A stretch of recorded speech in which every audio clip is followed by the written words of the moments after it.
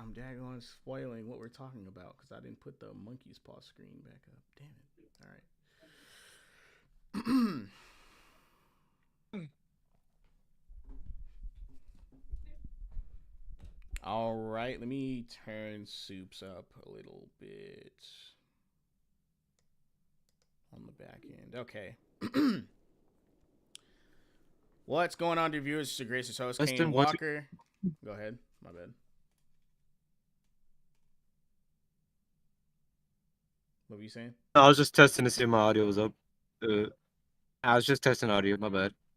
Nah, you're good. Nah, you're up. I can see you on here. Your audio is perfectly fine. But anyway, how's it going, dear viewers? This is your gracious host, Kaine Walker, back with another episode of the Monkey's Paw. This will be episode 30, where we document the downfall of mainstream Western entertainment. I'm joined by my co-host, Soups. How you doing tonight, bro? Yeah, happy to be here as always. Cool. Alrighty. I swear to God, I'm trying to find topics that deal with like movies or cinema, but the only things I can seem to find in regard to that are just celebrity reactions to the election and nothing about actual films, which is kind of disappointing. I'd like to talk about movies a little bit on here, like Jesus, you know. But as A bit usual, disappointing for this channel, but I don't know about you. Yes, sorry. Is it? Are we cutting? Are we cutting through again, or? yeah, it's a slight delay, but you can go ahead and finish what you were saying.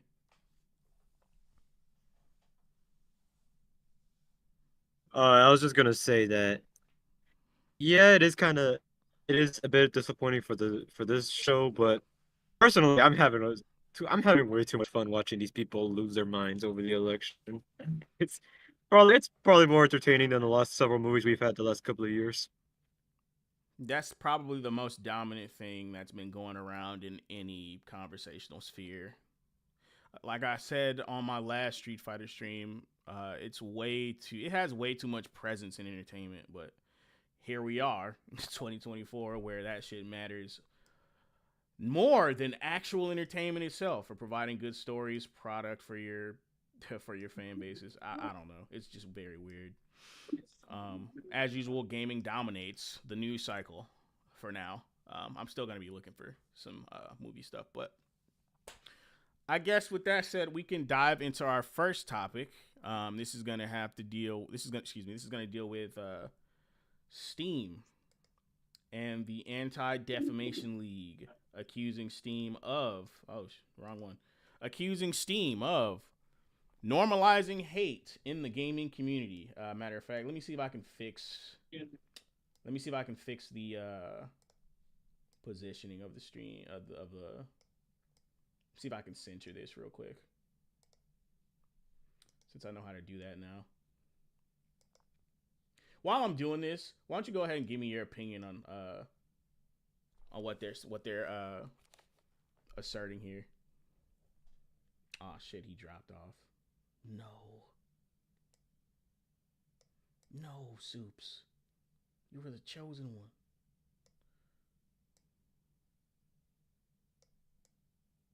He's back. So yeah, Sorry Soups, about go. that. This location is either Sorry about that. This location is either the best place for the audio or the absolute hell for talking on the stream. It's never in between. Nah, I Anyways, got you. sorry, what were you saying earlier? Why don't you go ahead and give me your opinion on the ADL's verdict here while I'm over here fixing the cropping for the actual article.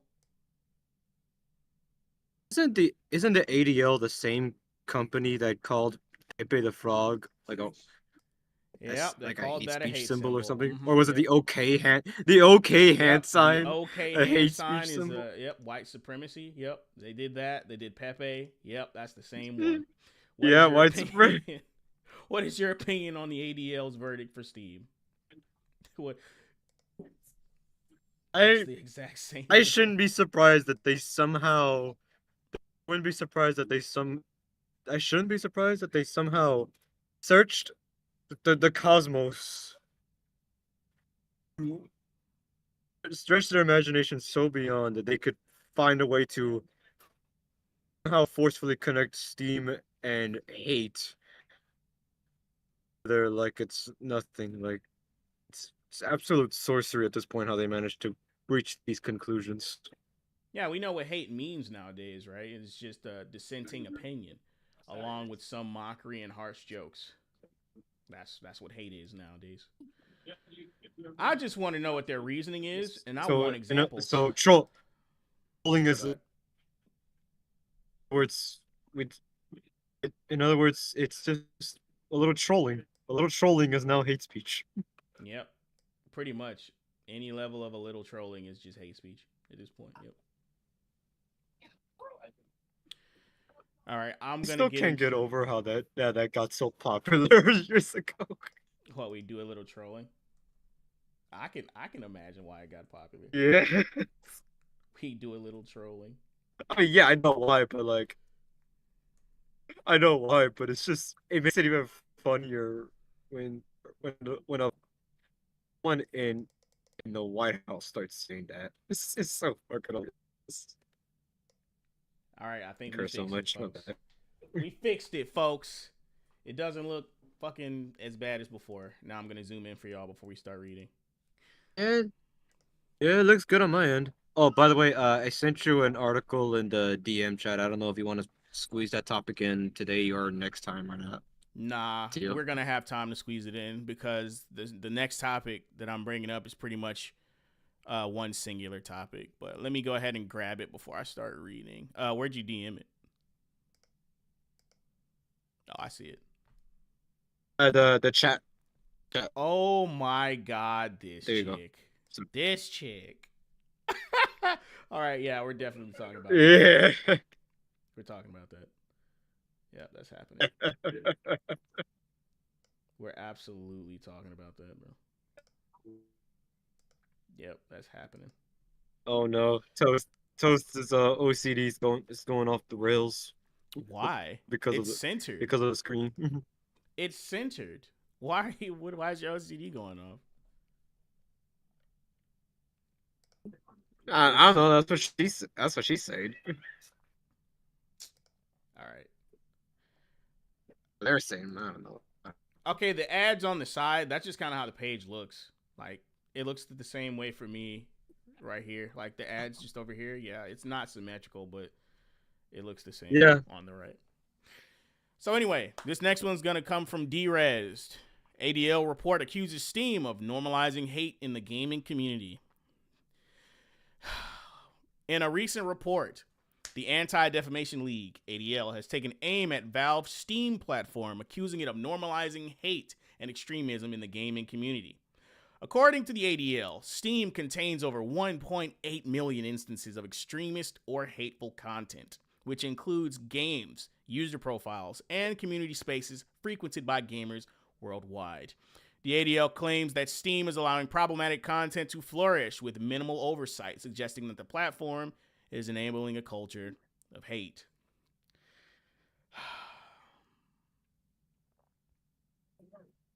I needed a moment of silence after reading that. Yeah, I just for crossover memes of Pippi the Frog and Steam now in response to this. It's gonna increase. That's all it's gonna happen. It's just gonna increase the amount of vitriol people spew at the terrible games that are dropped on Steam, the fucking woke mind virus people are putting all over message boards. It's just gonna increase because they have yet to define hate. They just say the word and they don't really give examples yet. So we'll see what Derezd has for the ADL's proof or, you know, justification for their verdict. Hopefully they have something in here. Anything you want to add before I continue? Yeah, these people are never really gonna put a definition to what hate is and everything. Rudy, I'm sorry, bro. Like our stream, we either go live Thursday at 6:30 or Saturday at 6:30. So hopefully you can 6:30 Oh, CT Central Time. hey, I mean, you can always just listen to us like regular podcasts. Nah, Rudy actually likes Should being here when we're put live, in so he put can on actually dissect. get us to speak on some of his responses. I appreciate him being Fair here. enough, Rudy. Glad you can make it, Rudy. Spread the word. Oh yeah, I see Alan in here too. Fair enough. What's up? Thank y'all for watching. All right, I'm gonna continue with the next paragraph.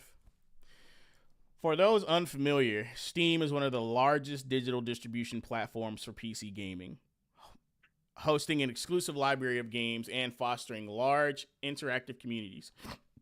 Excuse me. But with that scale comes significant challenges, and the ADL insists that Valve, Steam's parent company, hasn't done enough to keep harmful content in check. To say that Steam should police every avatar and profile out there is one thing, but the ADL is pushing for a full-scale moderation overhaul. So he wants to turn Steam into fucking Reddit. That's what he wants to do. Or not he. That's what they want to do. The ADL. The ADL wants to turn Steam into Reddit. That's what the fuck they want to do. My God, bro. Free speech is always under attack. The fight for free speech never stops. I mean, didn't they also call for the same thing when Elon Musk bought Twitter? Yeah. Or am I just confusing the ADL with every other corporate media group or corporate talk show on TV that was calling for quote unquote moderation? No, people complained about Elon taking over Twitter. Yeah, they wanted they wanted to keep the power and the ability to be able to lord over everyone else with a differing opinion while spewing as much hate as they wanted to, while their ideological enemies couldn't talk or say anything in response. That's what they wanted. They wanted superiority. The problem is that everyone else gets to respond to their fucking stupidity and make them out to be the clowns that they are. They don't like that. They like to be able to say whatever they want and never be challenged, only be agreed with. They get to be demolished by community notes. What'd you say? Now they get to be demolished by community notes. Oh yeah, community notes be serving motherfuckers on Twitter. It's hilarious. It is. It's so funny, man. Let's see what they're suggesting here real quick, because this is just ludicrous. A highly permissive approach to content moderation. According to the ADL, Steam hosts a wide range of hate symbols, extremist avatars, and references to terrorist groups. Among the examples cited were swastikas, icons like Pepe the Frog, often described as a hate symbol, and even references to violent organizations.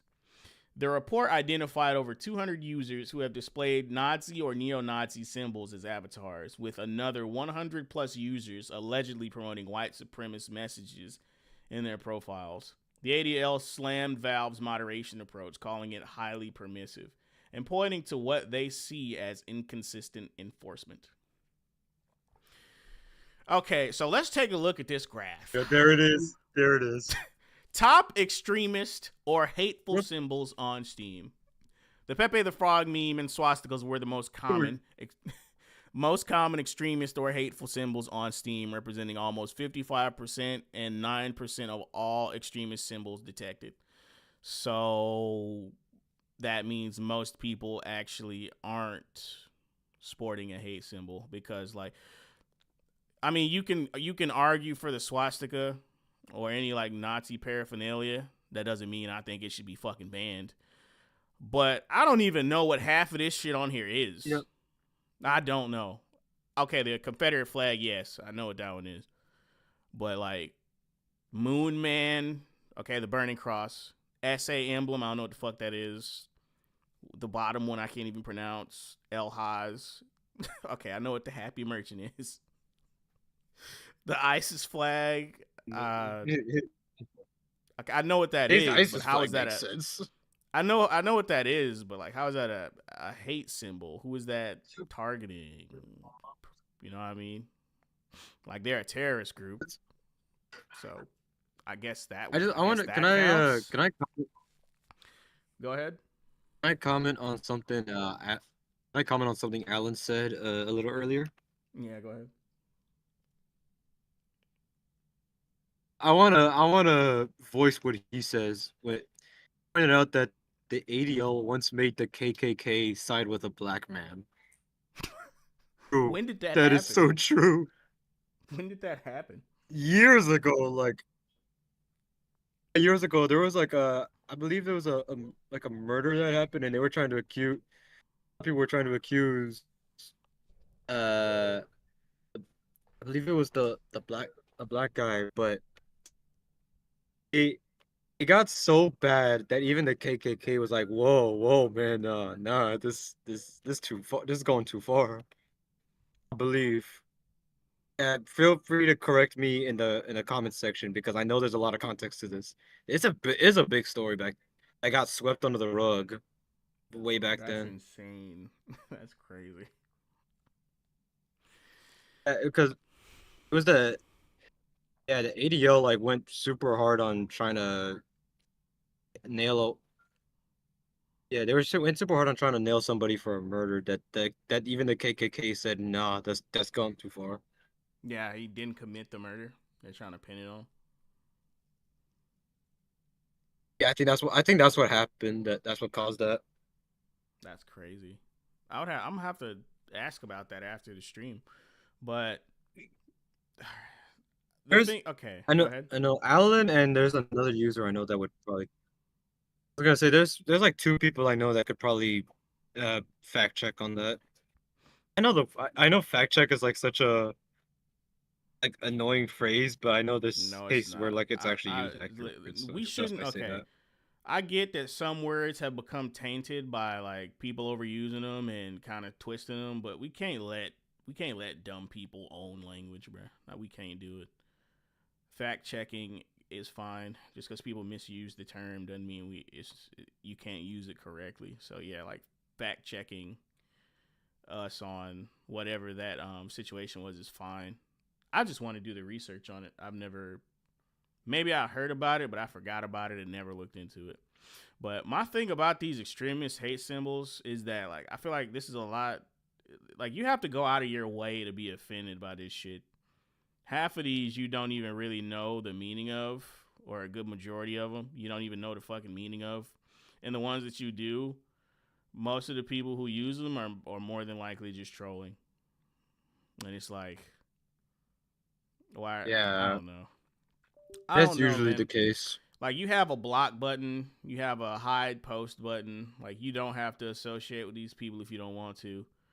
Why? Why do you have to ban people because they have these symbols on their accounts? They can't play video games. Like, how many people do you unwittingly serve that hold these beliefs or whatever beliefs are attached to these symbols? Like you don't even know it. I don't know. It's just weird to me. Also, I just want to say, if you want to look up that story we were just talking about, Mm-hmm. put it on somewhere other than Google because I'm trying to look it up right now and they're not giving me anything good.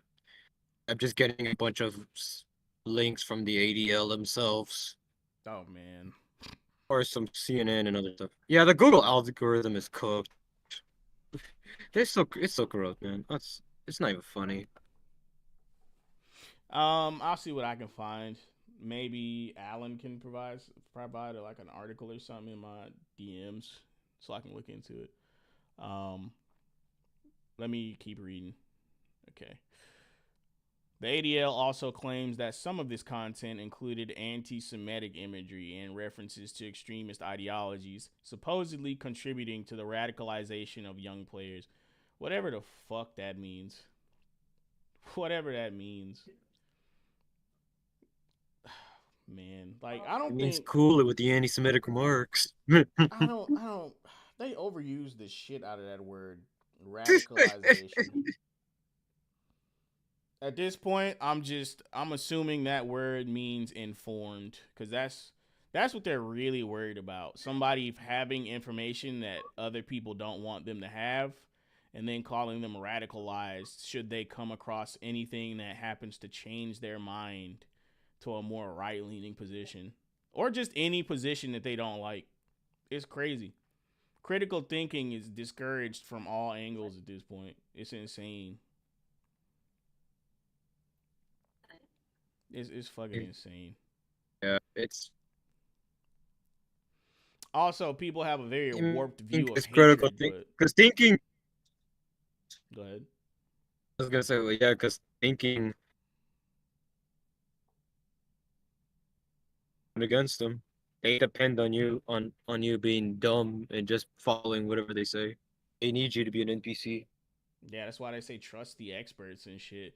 The thing I don't like is how everyone has like a very warped view of hatred. It's a very long conversation that I could get into, but like it has absolutely nothing to do with entertainment. So I'm a not I'm not gonna get into it. Maybe I'll do a video on it. I was gonna start doing like philosophical talks on certain things on the channel anyway, so maybe that'll be one of my first videos on philosophy or whatever. Anyway, while You're it's true that these symbols can be viewed as harmful, the question remains whether banning gonna them walk outright. through life with Kaine Walker. Oh my god. I got to figure out what I'm going to name those videos. Walking with Kaine. Anyway, while it's true that these symbols can be viewed as harmful, the question remains whether banning them outright on a platform as vast as Steam is realistic or even necessary. Like I said, like people have their own tools to deal with content that they don't want to fucking see. And it seems like That's not enough for people. Simply being able to remove it from your search results or block it from your site isn't enough. The fact that it exists irks them.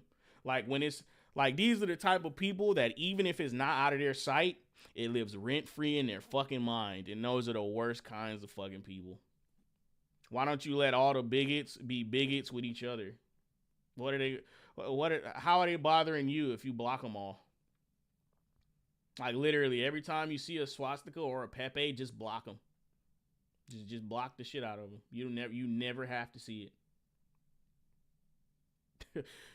Whatever. I think is I think is does any thing is does anyone out there actually believe that Pepe the Frog is a walking hate symbol? Because what's this frog ever done, man? Just I certainly don't believe Pepe or the fucking OK hand symbol. First of all, he- you shouldn't listen to the ADL for anything. You shouldn't hate something simply because someone tells you that you should. That is low IQ bullshit. If you hate something, you should figure out why yourself. You should have an actual reason for it. Through experience or thorough examination via someone else's experience, like history or something. But to just see that shit on a list, this is the latest hate symbol. You should be very offended when you see this. That's fucking brainless. That's brainless as hell. You know how many people adopted the OK hand symbol as being a symbol of white supremacy? It's fucking ridiculous. When you're a shade darker than the average northern can't Italian imagine or have any a tiny one sec. Or have a tiny bit larger nose and don't want to get offended by innocuous memes. Oh, D. ADL. That was an ad. I get what you did, Rudy. ADL. When you're shade darker than the average northern Italian or have a tiny bit bigger nose and don't want to get offended by innocuous memes. That's crazy. Go ahead, Soups. No, I was just gonna say, anytime if the ADL ever posts like anything, like on a public space like Twitter, there should just be a bunch of reply symbols with just the okay hand. Oh my No, but god. Isn't the OK or symbol or in Y? I almost said I was gonna say YSL. Isn't the OK symbol ASL? Like American Sign Language? yeah, Wow. Okay. I think so, yeah. Deaf people are bigots now, I I was gonna guess. say also every time, but also it's ironic talk about the Pepe thing because every time I see a meme of Pepe, it's always like either some troll or like some like friendship meme. Just like it's always either a troll or something wholesome. It's never anything like really negative. Warrant that. Wait, oh my bad. I completely lost the point you were making. Can you repeat it? No, I was just saying that like every time I've seen like that like a Pepe the Frog meme, it's always either like just a troll tactic or it's just a friendship meme. Like Oh, it's he's either a wholesome or troll, and it's like never anything else in between. yeah. Pepe is a I'm fucking just saying like emote. why the ADL is being stupid. He's an emote and a mascot Yeah. for what is he a mascot? What forum is he a mascot from? Like 4chan or something? I can't remember. Or 4chan or Reddit is one of those two. One of those two. That sounds about right. Let me see. Radicalization of young players. That's what I was. This is another thing I hate. Won't somebody please think of the children type shit? That shit is annoying. Okay, like MySpace and 4chan. you can't shield young people from being exposed to information forever. Like that's literally how you make latchkey. That's literally how you make latchkey kids who are socially maladjusted because they're treated like fucking Bubble Boy. There was a whole movie on that shit. You can't shield young people from everything forever. It's not gonna fucking work. They're gonna find it. They're gonna fucking look it up. They're gonna have the forbidden knowledge that you don't want them to have. And there's nothing you can fucking do about it. The most you can do, especially as a parent, is be open with them about the information and have a talk to them about it. How to respond to certain things in a healthy manner. That's all you can fucking do. But fucking helicoptering and trying to use kids as a political shield, all this shit, it's bullshit. It's literally just a tool. You're using children as a football to get more power and control over others. That's all you're doing. That's all they're fucking. You don't give a fuck about the kids. You want more power. That's all it is. And and a meat shield for anytime someone calls them out on their unsaid bullshit. Exactly. It's ridiculous, bro. I hate when they do that shit. Let me finish this paragraph. While it's true that these symbols can be viewed as harmful, the question remains whether banning... I already read it. Fuck. Whether banning them outright on a platform as vast as Steam is realistic. Valve's hands-off approach has allowed players to create content freely for better or worse, and the ADL's report is putting pressure on Valve to adopt a stricter stance. Fuck the ADL. Steam, you don't have to listen to them.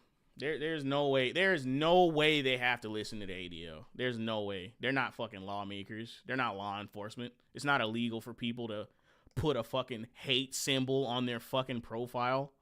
Block them. You don't have to see the content. And I know this is an organization doing it, which is an even bigger reason to fucking ignore them. Because like literally the only reason why they see all this shit is because they're looking for it. That's it. That's the only reason why they fucking see it. So how does that help the average person? Seriously, the only thing the ADL encourages people to do is find more reasons to be offended. Who the fuck is checking the ADL for the latest hate symbol? Who's doing that? What should I be offended at today? Honestly, like, go ahead. it's just hold up. I had a thought. I was gonna say something.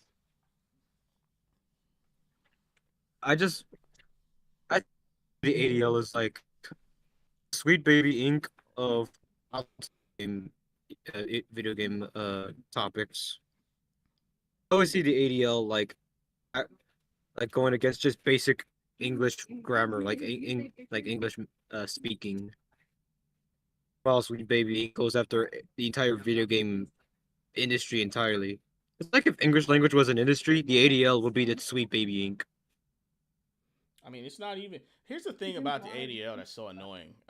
They pretty much always target symbols that happen to be the ones that mainstream leftists don't like. That's why you have Pepe the fucking Frog on there. Why is Pepe the Frog a hate symbol? Why is the OK hand symbol a fucking a symbol of hate speech or whatever the fuck, or a hate symbol? That shit don't even make sense.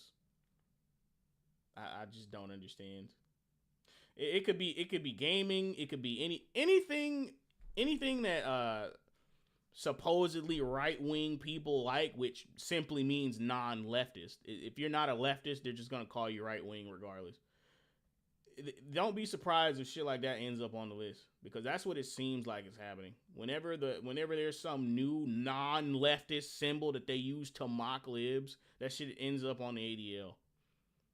Or a place like Steam where gamers hang out because there's this animosity toward gamers now, and they think gamers won Trump the election, which is some other dumb shit. I wish I found that article or grabbed that article when I saw it. Shit was stupid. Like all of this to supposedly It all goes. choice. Did they mention Gamergate? Did they mention Gamergate? No, they haven't. Nope, they haven't. But it always goes back to Gamergate, man. It does though. It's annoying. I don't understand why, but it does. I don't fucking get it. Hang on. Somehow being a gamer makes you a right winger, I guess. I don't know, man. I don't know. I just kind of figured that everyone, especially back in the day with the Xbox 360, just kind of knew that once you turned the Xbox off, I mean, that was it. You just went back to your life. And fucking weed smoker 69 is not gonna be in your house when you cut off the Xbox. You're just gonna wake up and go to school or go to work the next morning. You're gonna forget about that shit. You're gonna be back on Call of Duty playing with him again. It wasn't that deep to anyone I knew back in the fucking day. I don't get this shit. There's a joke.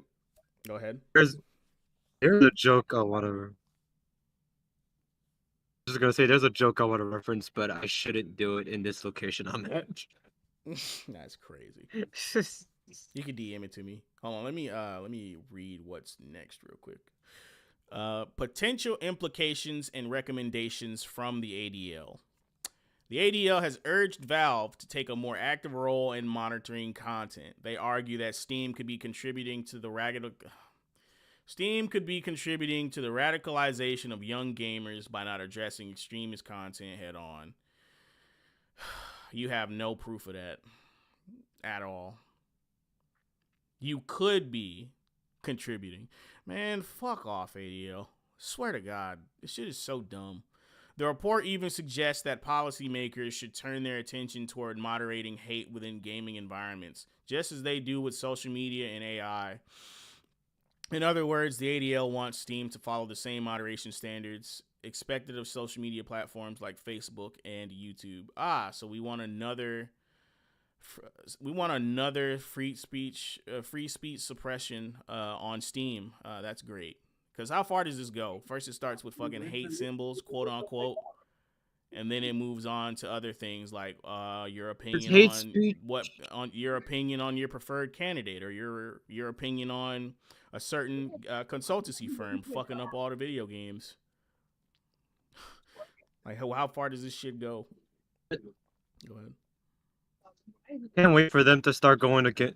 Can't wait for them to start suppressing your opinion on your preferred pronouns. Oh my god. The fact that the LGBTQ and Hilarious political and ironic. tags, the fact that those are tags that you can put on a game is fucking annoying, dude. Why should I play a game because there's gay people in it or because it's political? Like, why should that be a reason I play a game? That shit ignores so many things or so many other reasons why people actually partake in fiction or pop culture or any sort of entertainment. It's so stupid. Those are two of the least popular reasons why people even have those things as their preferred pastime. Just so fucking dumb. Yeah. How close are you to finishing the article now? If you have to leave in the middle, that's fine. I can wrap it up. I'm just glad you gave me whatever time you could, man.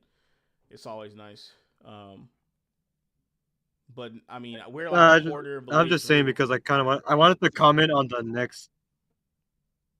I was gonna say because I kind of wanted to comment on the topic I sent you before I left. Shit. All right. Okay, that one can be the next topic we cover then. I'll cover the other stuff after, and I just spoiled whatever. All right. So, where was the line? Sorry. Nah, you're good. Just let me get through the rest of it, and I'll try not to bring up too much stuff until the next article. Okay. The ADL's recommendations include adopting clearer policies on hate speech, implementing stricter content moderation protocols, and ensuring that Steam proactively monitors user-generated content. They argue that unchecked hate speech on such a large gaming platform could have a serious impact on younger audiences. I'm so fucking tired of them doing that shit, bro. They're gonna keep using kids as a goddamn shield. It doesn't matter how many content ratings you have. It doesn't matter how many age limits. And no matter how many age limits you have on forums and posts or anything like that, you can have as many safeguards as you want in place, and they'll still argue that there should be even more censorship. And that's because that's really what the fuck it is. It's not moderation, it's censorship. Point blank fucking period. There should be more censorship on Steam. You can't protect people from being offended. It's just power grabbing. What'd you say?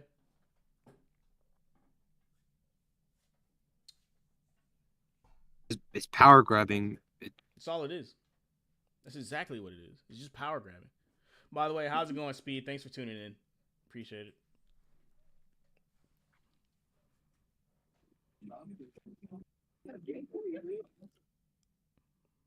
Anything else to add before I continue or no? Nah, go ahead. Okay. Da-da-da.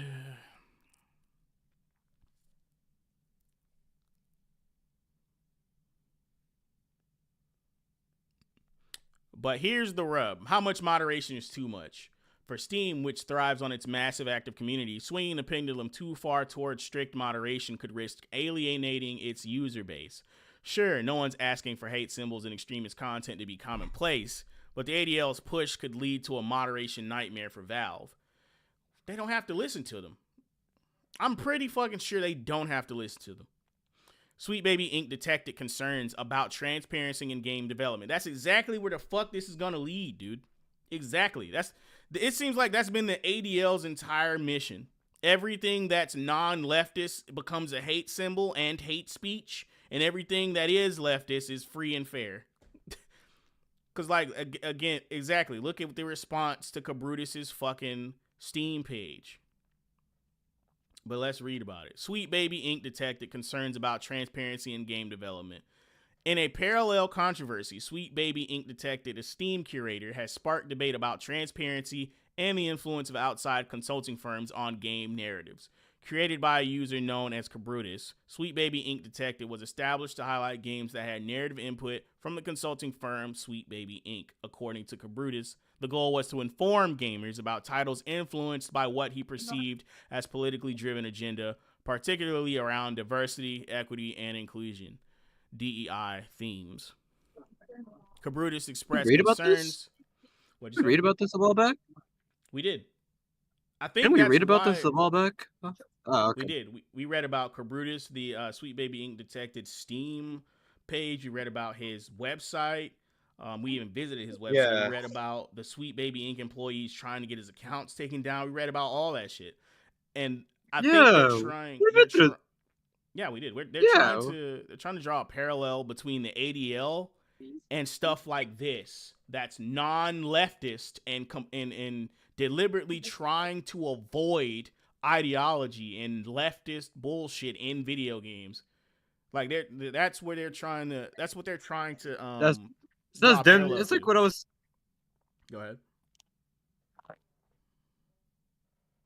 Yeah, I was gonna say because that's basically what I was saying earlier. How like the ADL is basically the Sweet Baby Inc. of outside video game like topics. The ADL is a Sweet Baby Inc. to real life politics. Pretty much, like I said, everything that happens to be non-leftist is gonna be a hate symbol, and everything that is leftist is free and fair. That's what seems to be their goal by their behavior, because that's where stuff like that leads, and because we've seen it before. It's not even a slippery slope. It's happened already a few times. Where was I? Okay. Cabrutus expressed concerns that Sweet Baby Inc.'s involvement in certain titles, such as God of War Ragnarok, led to what he saw as deviations from traditional character portrayals. The curator quickly gained attention, tapping into a segment of the gaming community that is wary of external influences on game narratives and is calling for greater transparency from developers. And there's a point here. While some gaming journalists brushed off Cabrutus' claims as paranoia, there's a real argument about transparency, which they can't run from. Sweet Baby Inc. is a narrative consulting firm, and while their input doesn't rewrite games, I disagree. I'm pretty sure it fucking does. It does shape storylines and characters. I don't know how that's any different. For gamers deeply invested in their favorite franchises, it's natural to want clarity on how much outside influence goes into a game's final product. Gamers aren't wrong to ask questions, and the just trust us approach from some developers and journos doesn't exactly help. Both the ADL's report on Steam and the Sweet Baby Inc. detected controversy underscore the challenges platforms like Steam face in balancing community freedom with content moderation. The ADL wants stricter oversight on extremist content, while the Sweet Baby Inc. detected curated reflects a demand for transparency around narrative influences. Both issues highlight the tightrope that platforms as big as Steam must walk. What now? As Steam faces scrutiny from both the ADL and segments of its own community, The platform is at a crossroads. Valve could take this opportunity to implement stronger content moderation policies to curb hate and extremism, while also addressing user concerns and transparency in game development. These dual controversies underscore the tightrope that platforms like Steam must walk to balance free expression with a safe, welcoming environment. For now, the gaming community will be watching closely to see how Valve navigates these complex challenges in the evolving digital landscape. All right, so that's the end of the article. We're going to go ahead and jump into here because I know you have to leave. But I did want to say a couple things. People who you don't like should get to talk too. Like, it shouldn't just be you talking. No one should have the monopoly on what is the correct thing to be said. Like, that's literally the entire purpose of free speech. Like, if somebody says something you don't like, you have the right to argue against them. You have the right to not associate with them, etc. That's the entire point. So I think even the stupid people should get to talk on Steam. This is retarded. Every last bit of this shit is retarded. But anyway. Yeah, every single one of their points can just get negated by the freedom of association, which is a part of freedom of speech. We don't have to talk to you. You don't got to talk to us. You don't got to like us. We don't got to like you. The right to free speech is the right to offend. However, offense is only ever taken and never given. The thing that is the most annoying is that it's not the symbols that matter. It's the things that people did to the people from the past who wore those symbols. That's the thing that fucking matters. So if no one's getting hauled off to a camp in a fucking train or lynched or having their rights limited, like, if nothing is physically happening to them, it doesn't fucking matter. Like, get some Kleenex and wipe that shit up. Cry into your pillow or something. Like, this shit's whack. It's like Tyler, the Creator, said, how do you get cyberbullied? Like, nigga, close your eyes. Turn the computer off. Like, this is not a real problem. It's not. Did you or anyone else ever get those talks from teachers about cyberbullying way back in the day? Well, the reason in the context of school, cyberbullying was a real thing, because you'll see somebody say some shit on Facebook and then see them at school the next day. But people have warped the context of the cyberbullying campaign to spread to motherfuckers who live in fucking Japan when your ass live in Texas. They warped the entire message of cyberbullying. Like leaking a young girl's nudes on Facebook type shit. Like, that's actual cyberbullying, because she got to go to fucking school the next day and have motherfuckers laughing at that shit. That's not the same thing as what motherfuckers are talking about now. It's nowhere near the same shit. But anyway. Yeah. Let's get into your article, because I know I'm fucking holding you up. All right, so this one is going to be from Cosmic Book News. Captain Marvel writer has epic meltdown following Trump victory. These meltdowns have been absolutely insane. Go ahead. These meltdowns are absolutely hilarious to me. Like, I'm having way too much fun watching this shit happen in real time. Because it's funny enough. It's not even just, and obviously it's not just.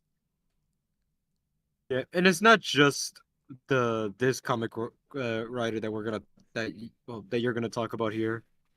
I've seen this same stuff from Mark. What's his name? Mark Waid, the one that ruined Daredevil. Yep.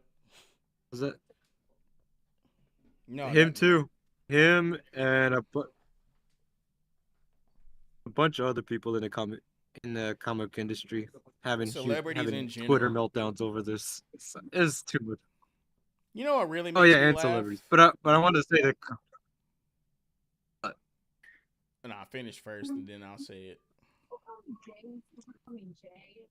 Well, I was gonna say, when you were saying celebrities, and I'm like, yeah, celebrities, but I think it's also funny to point out how happenings in the comic industry too, since only guys like us really pay attention to that, and and Yeah. compared to along with the Hollywood side of it.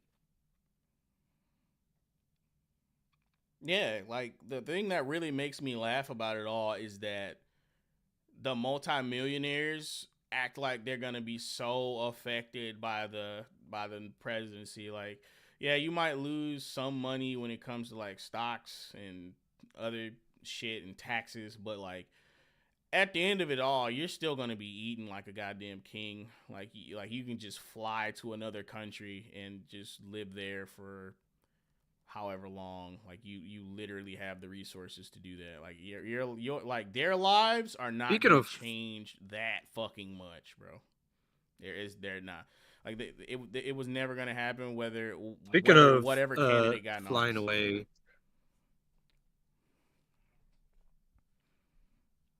Go ahead. I was gonna say, speaking of flying away, it's funny that a lot of these people were talking about leaving Twitter again, like we didn't just like we don't remember what happened in 2016. And those that left just ended up coming back less than a They came month right the fuck later. back. They came right the fuck back. And now they're trying to Like do it again with some other website. What's that shit called? I think that's what it's called. Blue Sky. Blue Sky. Oh my god. I think What that's what was it's it last called. time? Threads. Threads didn't work. Why do you think this was gonna work? Y'all aren't gonna come back. I, I think.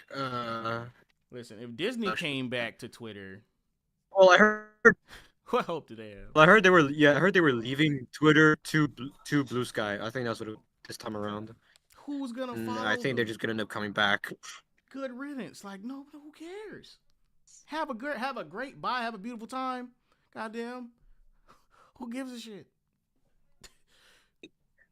I hope they It'd be have time of their funny. lives. It'd be funny if they stayed gone. I was gonna say it'd be funny if they stayed gone like the orcs leaving the Lord of the Rings after Sauron falls. They just scatter away. Oh my god. Let me get into the article. That's Now let me read a little bit, because this shit is funny. But hold on. A number of Hollywood celebs are currently having epic meltdowns over the Donald J. Trump victory, and now Captain Marvel writer Kelly Sue DeConnick joins them. DeConnick was hired by Marvel Comics to usher in a feminist liberal version of Captain Marvel, a legendary character first created as a blonde white dude, Marvel, back in 1978. To be fair, in her inception, she was a much better character. She was not original because Marvel was a dude, but it was a lot more bearable back when they gave oh her yeah, actual she used to sex be yeah, appeal she's and a character. Like she had a drinking problem and all this shit. They tried to make her an actual character and not a mouthpiece for political propaganda. Go ahead. yeah, in her origin, she was a much better person, or at least better written person than she is now. What was I gonna She's say? horrible. Like even even how to say? Like back then when she got her powers taken by Rogue, it was taken as an actual tragedy. Mm-hmm. Everyone now these days after that 2019 movie, people were just hoping that Rogue would come into the MCU just to remove Captain Marvel from the MCU set. That shit was never gonna happen. It was never going to happen. They But immediately the tried to man can make her the dream, best right? Avenger. Go ahead.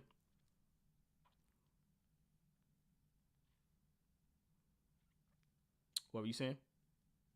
No, I was just saying. No, I was just saying no, but a man can dream. Right. Exactly. Why did they even add her to fucking? Anyway, let's continue. DeConnick and Marvel did away with the male version, who reportedly was supposed to return in Secret Invasion, and replaced the character with Carol Danvers, who went by Miss Marvel, and who Brie Larson plays in the MCU. DeConnick also has a cameo role in the film, which also includes a scene making fun of Trump. Marvel Comics would then name Kamala Khan as the new Miss Marvel, played by Iman Vellani in the MCU. the Marvels recently lost Disney hundreds of millions of dollars. Kelly Sue DeConnick has gone on record telling fans not to read her comics if they don't like her politics. And now, following Trump's landslide victory over Harris, DeConnick says more the same. See, the original controversy, if you guys are unaware about Kelly Sue DeConnick, is that lots of longtime comic book fans went to comic books to read about comic book characters without any bullshit. That means no real world politics of any kind, just a fun story about a superhero with no bullshit. She said, if you don't like my politics, don't buy my book. Nobody bought them shits, yet somehow she still has a job, and now here she is in 2024, presumably crying about the presidential election. The shit like this was not what anyone who reads comic books signed up for. The fact that Trump victory and comic book are in the same sentence right now is a fucking crime, and no one wanted this shit. But here we are. It's stupid. What does Kelly Sue DeConnick say after Donald Trump victory? Following the Trump victory, she posted on Blue Sky where she uses the Kelly Sue Demonic handle. Our job now, our entire fucking job is to stay the fuck alive. Dramatic. Despair is an ally of fascism. Do not do their work for them, she says. DeConnick continues. When people want you dead, every day you live is pissing in their coffee. Do it. Stay alive out of spite if for no other reason, excuse me. No one gives that much of a My fuck about God. you. How can you say, this is the thing I don't understand. Right? How can you say people want you dead and people give so much of a fuck about you when the only thing they want you to do is go the fuck away? Like, literally, if you just went the fuck away and disappeared into obscurity, no one would give a shit. And you know that deep down, that's why you won't do it. You rage bait people 24/7 all over your Twitter timeline because that's the only way you can muster any sort of audience, because no one fucking likes you and you are a miserable piece of shit. That's really the truth of it. These people are... Yeah, I was gonna say, people are empty. These people have nothing to them, and they know it. That's why they're so miserable, and they hate themselves more than they hate us. I think deep down, because they know they got nothing outside of antagonizing us. That's all they 'Cause, have. eh, That's it. my thing is, how do you end up like that? How do you go up in life just having nothing to you, never developing a single thing to yourself, you know? I mean, You and I, academia. we're both lovable. We're both lovable people, you and I. We've got our I own little appreciate the talents, our compliment. hobbies, our passions. I mean, you My get. I my, mean, my you point is, we both can live life. continue. I was just gonna say, like, I mean, the point is, we don't depend on making people hate us. We go for the opposite, in fact, Yeah, we try to avoid it because as we much as can live with possible. the people just liking us or leaving us alone. And either way Pretty it works much. for us. Yeah, exactly. I'm sure same goes for our audience. I hope so. The okay. So the way that you develop this sort of like personality, um, nowadays is through academia and just getting brainwashed by all the talking points that DeConnick spews and writes about in her fucking comic books. That's literally how you do it, and you make that brainwashing the entirety of your character and personality. Like, there's nothing else. Like, this is your hobby, this is your favorite pastime, this is your job. It's probably damn near your family. that's how you. That's how you get this much vitriol towards other people who have a dissenting opinion, because this is all you have. It's actually quite fucking pathetic, bro. Let's read her final comment. The thing. Go ahead. Go ahead. You go ahead. I'll let you finish up. Okay, yeah, I'll read this and then you can say what you're gonna say. She adds, "Our second job, take care of each other. That's each other here, our other friends and family, our communities, and also random strangers. Our third job is to resist. This will take many forms. Please remember that any group needs tanks, DPS, healers, and support. Find the role you can play and put your efforts where they are most suitable." You can find more comic book creator meltdowns No, over at your the job Bleeding is to Fool. write comic books. I wish it wasn't her job to write comic books. She needs to get the fuck out of the comic book industry. She's trash. She is god awful.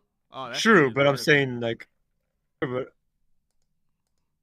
cool. I was gonna say, I mean, uh, when she was listing all the quote unquote extra jobs, I'm like, no, no, that's none of that is your job. In fact, I dread you trying to take care of somebody because God forbid, I don't even think you can take care of yourself. I mean, I want to believe that Your outside job of is the. supposed to be. Go ahead. I was gonna say, I mean, your job technically is supposed to be pick a comic book that people will buy. You don't gotta go on this holy moral mission to take care of people you don't know. And yeah, I don't even trust, and now I don't trust you to do that at all, if you even care about other people like that, which I doubt. I mean, I'd like to believe that outside of the political vitriol and Twitter bullshit, that these are regular people in their everyday life. I have no way of knowing that, but I mean, it's kind of one of those, what's it called? Idealistic thoughts, you know? But if their behavior on the I'll put internet it this way. is any indication, bro, God help them. Go ahead. I'll put it this way. Because you know how there's like the far left, far right type of thing. I think Mm-hmm. people like her is more on the far left spectrum. So like, I don't even think she really goes about her day-to-day life like a regular person at this point. But there are those that are just regular people in real life. Like, some people who probably voted for Kamala Harris most likely probably are just regular people, just walking about doing Mm-hmm. whatever. Oh, I got some real life people who are just normal despite voting for Kamala. Mm-hmm. Uh, everyone on social media, one shaving their heads or like her just having a meltdown. No, they're on the far spectrum. I don't think they function well outside of social media at this point. Shit, maybe not. But I clicked that link because it's more meltdowns from from Comic Pros. Yeah. From the Bleeding Fool. Triggered Comic All right, Pros. Go ahead. I gotta hop off now, but thanks for having me and thanks for covering this. Uh, thanks everyone for watching. Oh yeah, man, of course. Good having you. All right. Peace out. All right. Let me center myself and I will continue on with the rest of the articles. Well, there's really only two. What's that? Yeah, two other things, which is really just one thing I wanted to cover. But yeah, man, give it up for Soups. All right. So, triggered comic book pros in meltdown over Donald Trump victory. Liberal arts majors across the comic book industry aren't taking Kamala Harris' historic loss to Donald Trump very well. From writers, artists, colorists, letterers, press, and various related fields, the left wingers were so unhinged, looking at you, Mark Russell, that I decided to creep over to Blue Sky, the X alternative or the Twitter alternative, and gather a few of the best examples of triggered from last night's Trump victory and today's sobering aftermath. This was published 10 days ago. So obviously it wasn't last night, but yeah. Phil Hester, a republic if you can keep, well, nevertheless. I don't know what that means. I guess that's like a. That doesn't really qualify to me as a meltdown, but all right. Of course, there's Kelly Pseudoconics. Be careful because there is some not safe for work language. The left has some ugly language, and last night was no exception. And hey, if you spot other meltdowns that aren't included below, please share a link in the comments. I don't want to miss any of them because seeing them makes me so very happy. See, the reason why people are engaging in Schadenfreude right now and being elated over the meltdowns of people like Kelly Pseudoconic, and I'm assuming Phil Hester, I have no idea who he is because they've spent so long demonizing their own fan bases, shitting all over them, ignoring their customer bases, and attempting to expect them to pay for products, even though they depict them as some of the worst people to ever exist and say that their way of life is wrong and shouldn't even exist. The reason why they're engaging in that is because they spent so long doing that. So, like, I don't really feel any remorse for them. Nobody who enjoyed comic books or any level of entertainment asked for this. I don't even want to be talking about the presidency or any sort of politics in conjunction with comic book writers, meltdowns, or any of that shit. But, like, hey, they get what they fucking deserve. You know what I mean? Like, everything that they did, especially after the 2020 elections, it just kind of just caught up with them. So, like, if people want to salt mine, I don't give a fuck. They kind of deserve it, to be completely honest, with all this censorship and trust the experts, and they're the only ones who get to be right. They get what they deserve, especially when you keep employing people who clearly do not like or enjoy the thing that they're hired to do, which is write comic books and cater to the comic book audience. Mark Waid should be working instead. Even if by some miracle this turns around, I don't believe in the basic goodness of my fellow Americans anymore. And without this, I cannot write superheroes. Wow, there's no point. When you see a decline in the quality of my work soon, you'll be able to trace it back to this night. What the fuck? He said that? Did his employers see that? He's admitting on social media that his work is going to decline and they're going to continue to fucking hire him. There's no way anyone can think that this shit isn't on purpose. There's no way anyone can think that anymore. He literally said, first of all, he demonized like 50% of the American populace. That's the first thing. Second off, now my comic book writing is going to suck ass because I didn't get the candidate I wanted in office. Like, what would you do if you were his employer? Like, seriously. I wouldn't keep his ass employed. Matter of fact, I would reply to the post. I would reply underneath the post and asking this motherfucker if that means he does he want to continue to work at wherever he writes at. I don't know if he writes for Marvel or DC. Like, I would legit reply underneath the post as his employer in front of everybody. That's ridiculous. Planning on going dark on all social media and news feeds for a while starting tomorrow. See you down the road, I hope. Godspeed. Gail Simone, another terrible comic book writer. Okay, I don't know what to say. I don't have a lot of words at the moment. But if you read your history or even just... People are appealing to Orwell's 1984 for this. For this. You will know that for an authoritarian state to survive, it needs to have a public enemy at all times. We've seen who they have gone after. Be aware. What are you talking about, Gail? Of course they say this cryptic bullshit and substantiate absolutely fucking nothing. Who did they go after? Who? Who was it?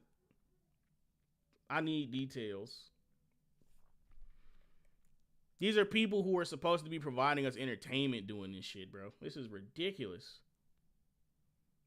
This shit is only going to get worse, bro. Do not expect any new content coming out of any mainstream entertainment wing to be any fucking good.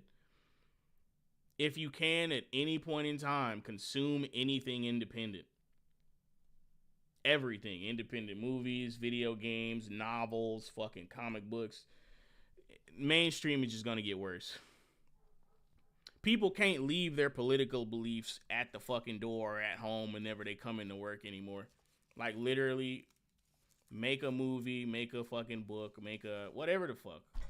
Why does this have to be in it? I don't get it. This shit is, this whole reaction to the election is insane to me. This shit has way too much presence. Looks like we've well and truly entered the oligarch era. I don't think they know what an oligarch is. I'd put money on it. They have no idea what the fuck that means. A reminder and a very helpful guide to lock down your digital life and getting yourself off as many unwanted websites as you can. Now more than ever, give no more information than absolutely necessary. Russ Wooten. I have no idea who this is. I didn't realize how badly I needed to see that hateful excuse for a man lose. So many others needed to see him lose more than I know.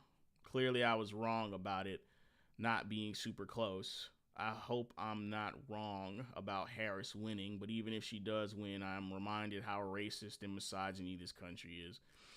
So if a minority woman would have gotten to see the presidency, you would still claim racism and misogyny, even though the majority of the country would have voted in favor. My God, bro, that's crazy. If he wins, it's racism and misogyny. Hate will have won again. The bullies will have won again. This shit is brain rot, dude. I don't think I can read the rest of these. Like, this is pathetic. I know people laugh at these. This shit doesn't make me laugh at all. This shit just pisses me off. Because I don't care.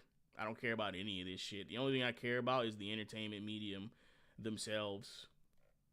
They hired the wrong people. They hired people who don't give a fuck about the entertainment medium to write it. And there's no conceivable way anyone can say it wasn't on purpose and by design, bruh. There's no way. Clearly this shit was on purpose. I refuse to believe otherwise.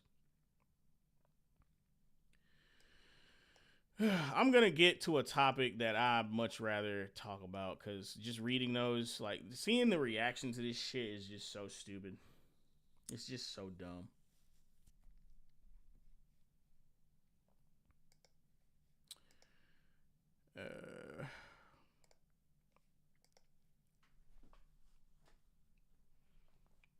Oh, mine does too, Toast. Don't worry. My brain hurts too. Like, this shit, it was just a bunch of whinging. I got nothing out of it, really. Like, it is important to showcase that, because if you happen to be somebody who enjoys that entertainment medium, you deserve to be aware of who's in charge of providing that entertainment. Like, it's insane. Clearly, the executives over at Marvel and DC are complicit. Like, they have actual employees saying, now my work is going to suffer because my preferred candidate didn't get into office. They're expecting to sell that to customers who they expect to pay for it, bruh. That's insane.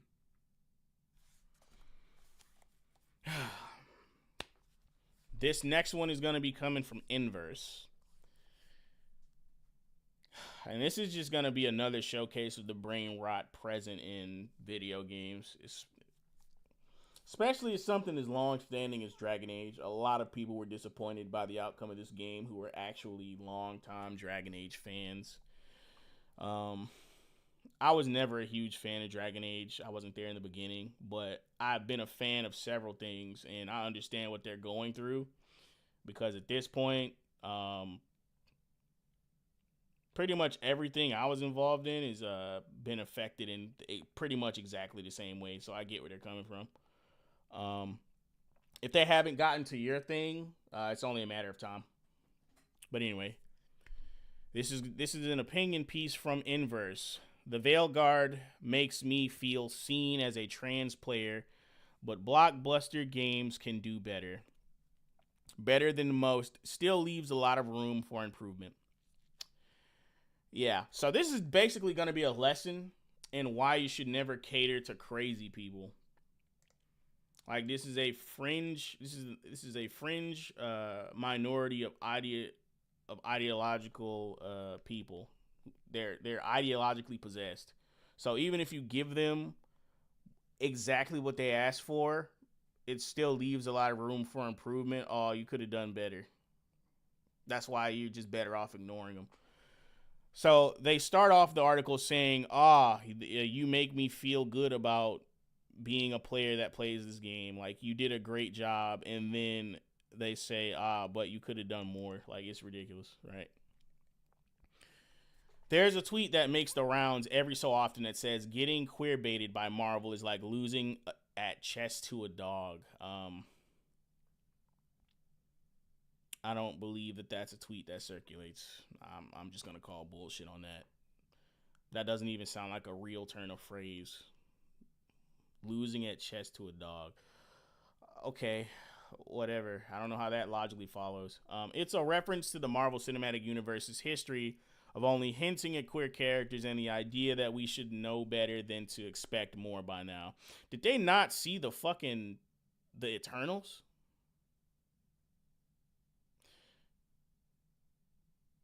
Marvel has definitely done a lot of content for the LGBTQ plus keyboard smash community. They've done plenty. I don't know what this person's getting at. Anyway, it also describes my feelings toward expecting trans representation in blockbuster games. Dragon Age, the Veil Guard's approach to trans characters feels like a step forward, but the mere fact that it does highlights just how low the bar is. What the fuck does that mean? The Veil Guard's options for playing the protagonist Rook as a trans character begin at the creation screen. There are no male or female body types. Regardless of your character's appearance, you choose their gender identity and pronouns separately, though I haven't seen anywhere in the game where your choice of gender identity actually comes into play. Otherwise, the only nod to trans identity is the ability to add top surgery scars to your character. It's almost like there's no point in doing this shit at all. Because either way, it fucks up the game in some sense. Like, if you're a character, if like let's say you're at the character creation screen and you make a trans character and you pick your pronouns or whatever, every person, like, if they do this to the way that these types want it to be done, that means every character in the game just magically knows what this character's pronouns are. Like, they're fucking Professor X. Like, if this shit is extended to the logical conclusion, that's what happens. And if it's played realistically, where no one is gonna know what animal you've turned into today, they're just gonna assume that you are either male or female, and not use whatever pronouns you pick. So either way, it's either pointless or it destroys immersion. There's literally no in between.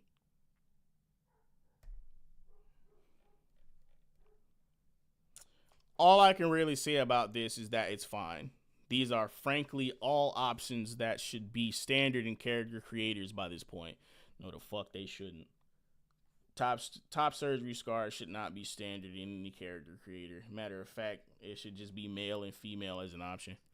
Cause that's the thing that's really fucking weird about the trans thing. Like, to be gender dysphoric and to be a trans person is to inherently acknowledge the gender binary that is man, woman. And to transition means to go from one thing to the other. So, like, why the fuck do you need top surgery scars when you can just play as the sex you want to be in real life? You could, like, if you're someone who's gender dysphoric and you believe yourself to be a woman in a man's body, why won't you just play as a woman in the game? Like, what's the point of all this?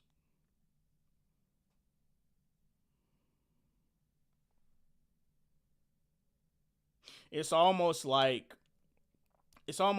they're, how do I put this? They're trying to change trans into meaning something else.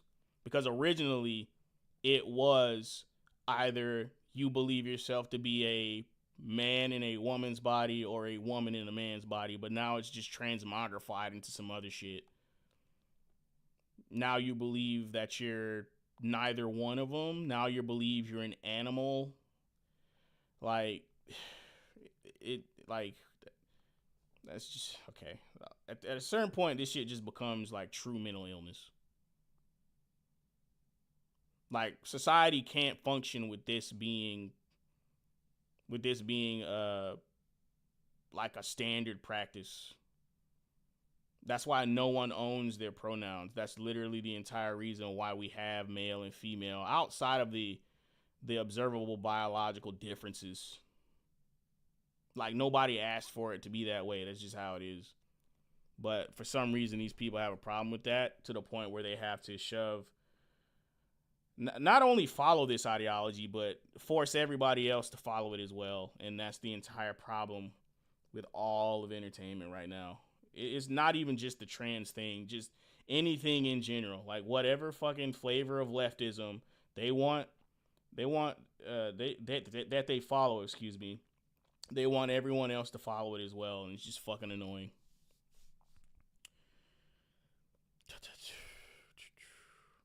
Where was I? What the Veil Guard gets right isn't just that this scene exists, but that it makes room for different trans experiences. You can choose dialogue options that highlight different feelings your rook can have about their transition. Excuse me. From the struggle of your image in the mirror not matching your idea of yourself to the joy of knowing you fought to find your real self. So there's actual options you're locked out of in the game if you don't play as a trans character. So the game is encouraging you to play that way even if you're not a trans person. My fucking God, dude. It took a while for me to figure out why the face staring back from the mirror felt wrong, my rook said when I chose the last option. But once I was able to be honest with myself, it was a relief to figure out I was trans. And it's worth it to look in the mirror today and see the woman I am staring back. Without exaggeration, it's the most I've ever felt my own experiences of transition reflected back at me in a blockbuster game. See, why is that a requirement? Like, why is it that you can't enjoy a piece of media unless it directly relates to your life experiences, especially one as niche as this? It even helps to know that other versions of the scene exist, which keeps the Veil Guard from implying that every trans person experiences gender the same way. There are other moments where you're able to reference your trans identity, though few feel as impactful as this initial choice. Where they do become important is in dealing with Tosh, the game's only other trans party member. Each character has a series of personal quests, and Tash's center on their discovery and understanding of their own non-binary identity. The scene where Tash realizes they're non-binary is another high point of the Veil Guard's trans representation. Tash's epiphany comes seemingly out of nowhere. They're talking with another party member about how their mom used to try to make them wear dresses. Tosh, who was assigned female at birth, recalls liking the way it felt when their mom said they didn't act like a woman. A less confident game could have played up the drama of the scene and turned it into an emotional, teary affair. Instead, it takes an approach that fits Tosh's brash, unflappable character and mirrors the way that, for many trans people, the biggest revelations about your identity can come from innocuous conversations with friends. Tosh even tries to divert the conversation, saying, "This is stupid, forget I said anything," gesturing at one of the many ways newly out trans people can turn away from scary truths about ourselves. If you choose to empathize with Tosh, Rook's response is excellent here too. Rook recalls thinking that everyone must feel conflicted about their gender the way they did, and emphasizes how choosing to embrace their trans identity was about choosing their own happiness. The scene also provides multiple options to describe their transition, reflecting the way that some of us struggle with coming out more than others do. The fact that conversations with Tash are where most of your options to talk about gender arise feels both real and unintentionally funny. Most trans players can probably relate to how conversations about gender with the only other trans person in the room feel meaningful, while cisgender characters all but ignore Rook mentioning their gender identity. Yeah, because they're normal people and not mentally ill retards. But that reality, well, I take it back because everybody in Veilguard is a fucking retard. But anyway. But that reality also underscores the cracks in the Veilguard's trans representation. Tash's story is all about their gender and coming out to their mother. The coming out story is the most common story we have about trans people, probably because it's inherently dramatic, which makes it easier for a cisgender audience to understand and empathize with. There's nothing wrong with how the Veilguard tells the story, but the fact that it chooses such low-hanging fruit does say something about its ambitions for its trans characters. Like, what the fuck do you want? What do you want? I don't even agree with this game even existing, and even I'm frustrated. As if I made the shit. Like, what the fuck do you want? What do you want? Like, what's the point in catering to this demographic? They seem to be insatiable. Like, keeping most of Rook's options for discussing gender identity in the confines of Tash's story also feels like the game corralling its gender feelings into one corner, rather than having them feed into every aspect of Rook's story as they would have in a more authentic trans portrayal.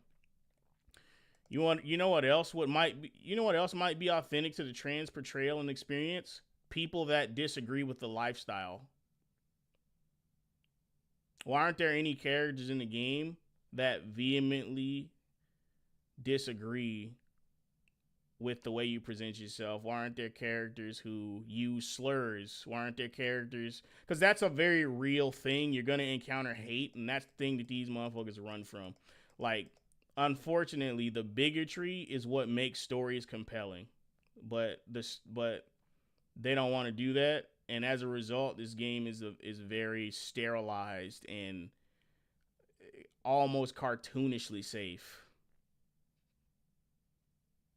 Like it's made for adult children or some shit. I don't know if any of you have ever seen the gameplay or seen people play this shit, but like, the game's not fucking good. It exhibits everything that's wrong with the current mainstream video game landscape or mainstream entertainment landscape, and you should never think about parting with your money to fucking play it. It's ridiculous. Like, what the fuck? This shit is a blight on everything that, I guess the word would be dreamers, creators, fucking whatever you want to call it. People who like pop culture, fiction, whatever. Like, they're a blight on the pastimes of those people. It's ridiculous. Let me read this last paragraph, and then we're going to get into a review of this game and what actually kind of made me upset about the review, because it avoids talking about the real problem with why this game is fucking garbage.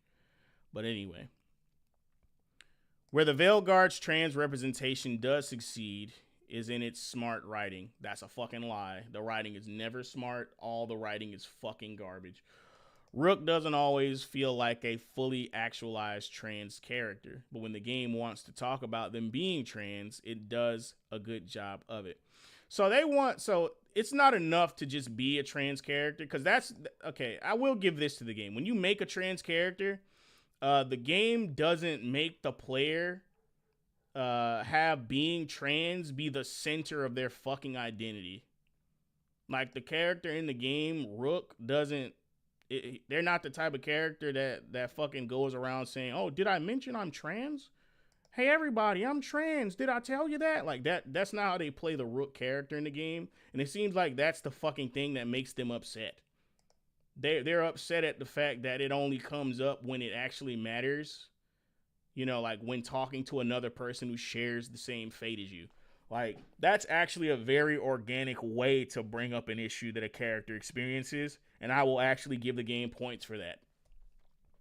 Like, you don't just bring up a fucking negative experience about yourself out of the fucking blue, or some aspect of your identity that people wouldn't know unless they asked you. Just like all the fucking time. People are just gonna get fucking annoyed.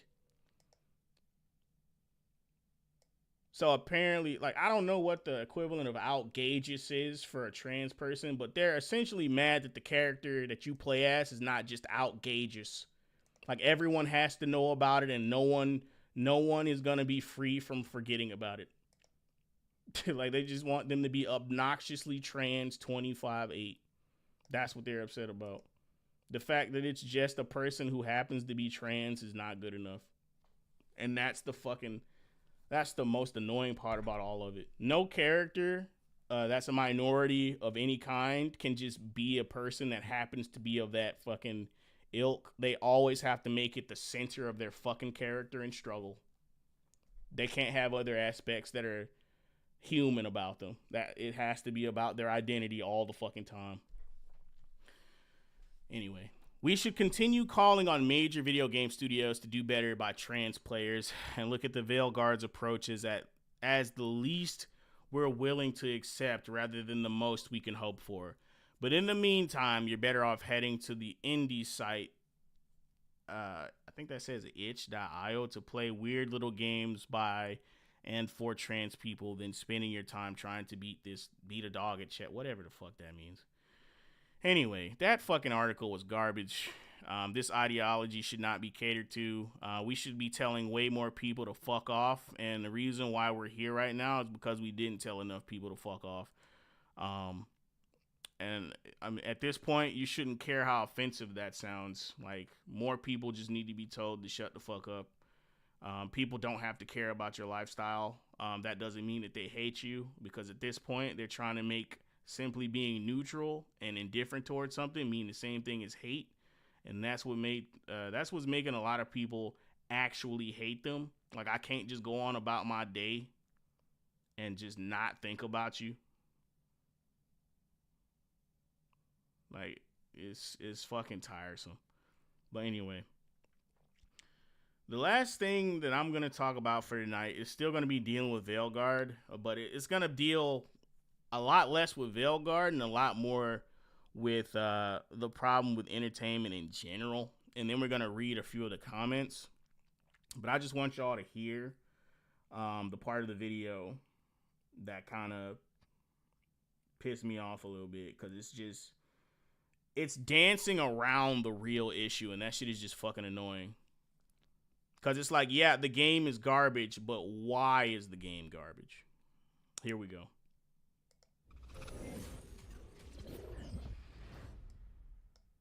All right, I'm a little bit late here considering the launch of the game, the controversy, and the outpouring of opinions over the past weekend or so, but having finally sat down and played a substantial portion of Dragon Age Veilguard, thought it was time to weigh in, give my thoughts, my opinions, and explain why this is very much not a good game, for an abundance of reasons well and truly beyond the political discourse, and I am quite frankly baffled completely by the level of praise that I've been seeing when the impressions I have personally are overwhelmingly negative.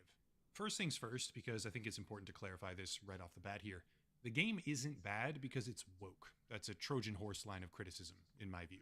You can do it, but it kind of torpedoes the efficacy of much more important issues, of which there are many. It's not bad because of a certain quest line that makes you trans. It's not bad because of the cringe dialogue section about how your companion is non-binary. It's not bad because they decided to put pronouns in the character creator or have top scars and vitiligo as creation options. It's bad because it's actually bad design. And it's a... No.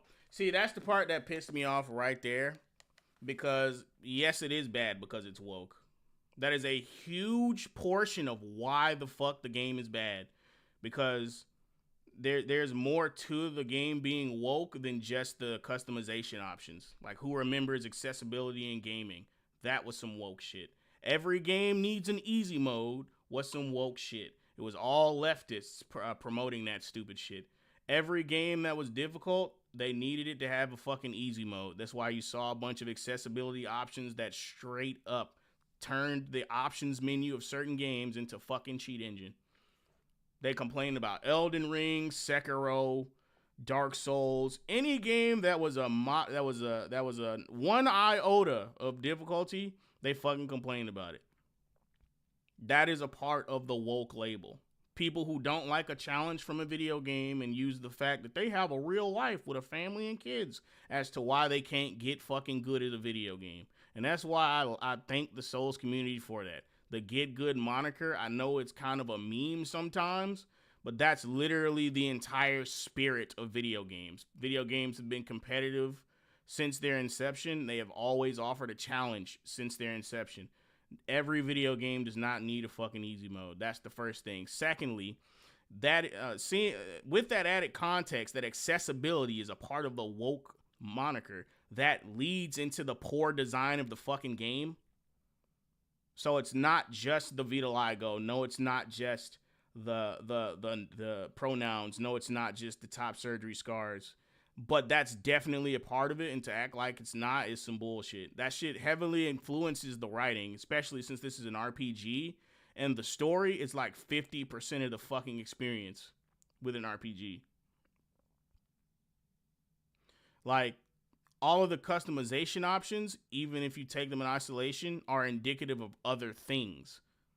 That's why to say it's not bad because it's woke is bullshit. It absolutely is bad because it is fucking woke.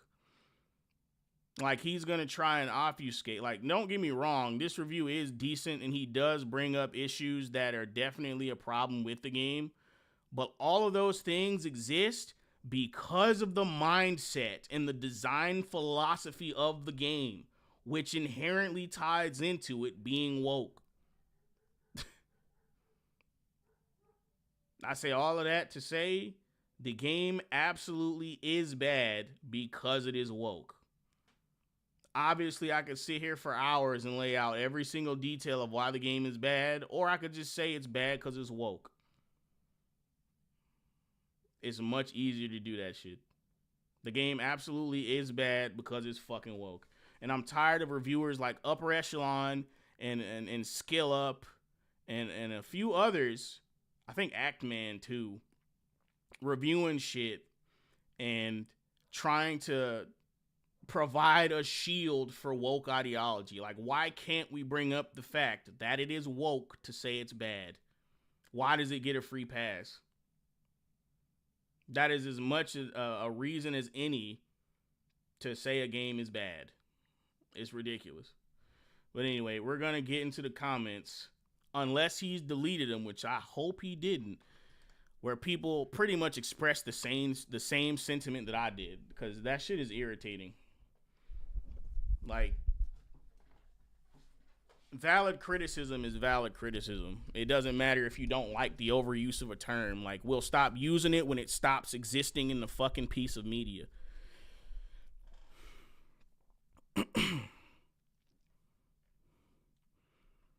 Okay, so the dialogue seems like trauma dumps from a teen's diary. If it wasn't Dragon Age, it wouldn't sell 1,000 copies. That's another thing. That's another big indication of woke media. They need a big name to attach their ideology to, otherwise it wouldn't sell shit.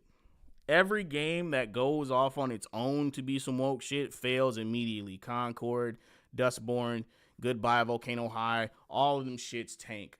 But Dragon Age sold, I don't know how much it sold. Let me look it up real quick. I know it sold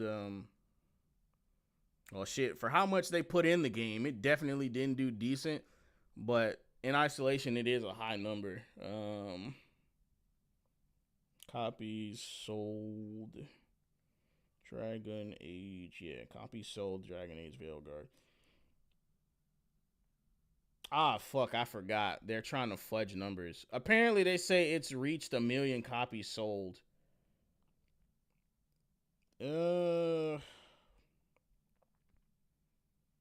Holy shit.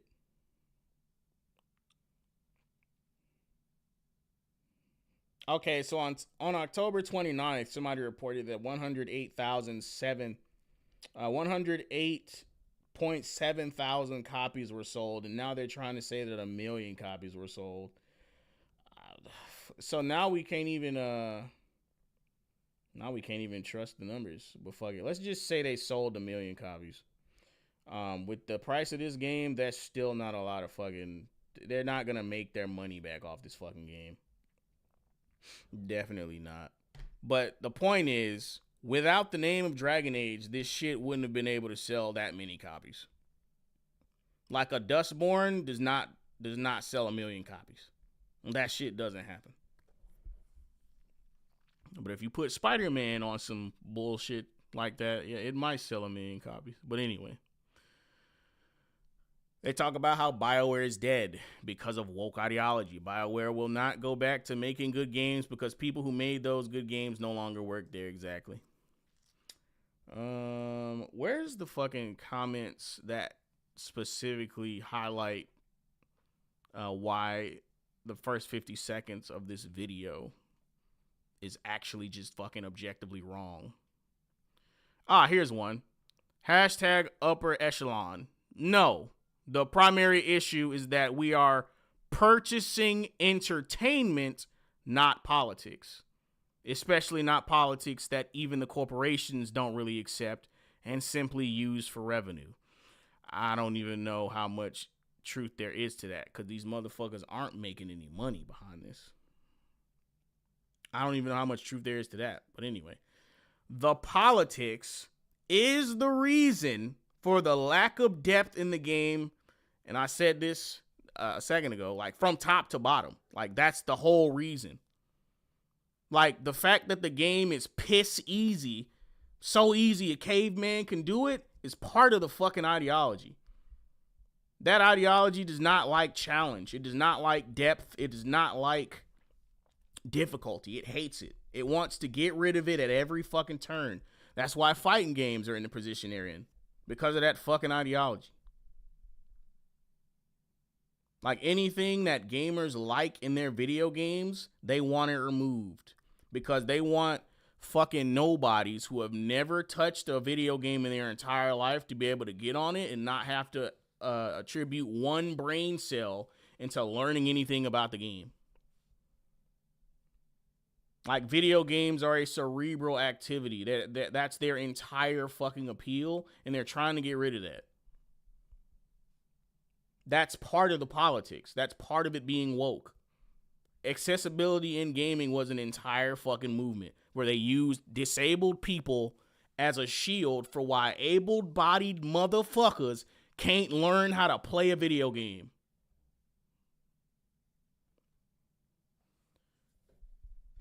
And the lack of respect to the franchise. Like, I mean, people obviously disagree with him saying that shit in the beginning. Like, why do you motherfuckers run interference for woke ideology? It's so fucking annoying. Imagine going to McDonald's and ordering a Big Mac, but then they angrily bring out a cold vegan burger while lecturing you about how meat is murder. Bruh, what's this? This isn't what I ordered. Hey, look, everyone, this guy hates vegans and doesn't think vegans have the right to exist. That's pretty much what's going on, bro. I don't understand how people can look at these dialogues in this game and think, yeah, that's good writing. The dialogues are absolutely horrible. Yeah, the game's trash.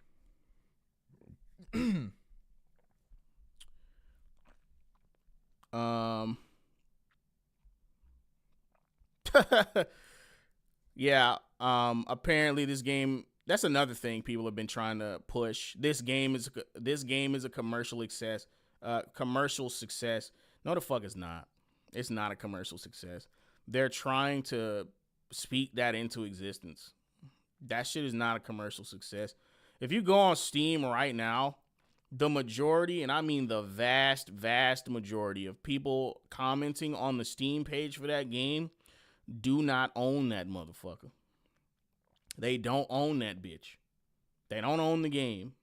Because Steam, I don't know when they started doing it, but Steam started doing this thing where if you own the game you're writing a review for, there's like this icon that appears next to your name. And guess how many icons you don't fucking see on that bitch? There's quite a few. There's quite a fucking few. And he's quoting Upper Echelon directly. Despite the level of commercial success this has achieved, and it is commercially successful. That's just a fact. Don't let people tell you it's not. Son, You're going to have to explain that one to me. This game is getting panned, review bombed, and laughed off the internet. More importantly, it hasn't, by most accounts, even reached 1 million copies sold across all platforms, and peak Steam users on its opening weekend was 89,000. Apparently that got updated. Again, I don't know how much truth there is to it having 1 million copies sold. I don't fucking believe it. I think it's bullshit. But anyway, this is supported by the fact that EA and BioWare haven't been screaming from the rooftops about sales. Exactly. There have been no official sales figures reported by EA and BioWare themselves. At all. Another horrible indication that this game is actually, or a great indication, depending on how you look at it, that this game actually isn't doing that well is that they don't plan on making any fucking DLC for this thing. Like, in what realm does somebody make a fantastic game that is all this commercial success and don't make any fucking microtransactions or DLC for it? Like, think about in your life when the last time that has happened was.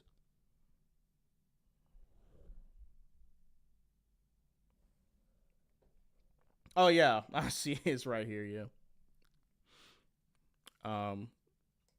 Yeah, I don't know if that counts because I mean it's my channel, but hopefully y'all are seeing some of my content up here on the sidebar. Oh yeah, my latest video too is up here.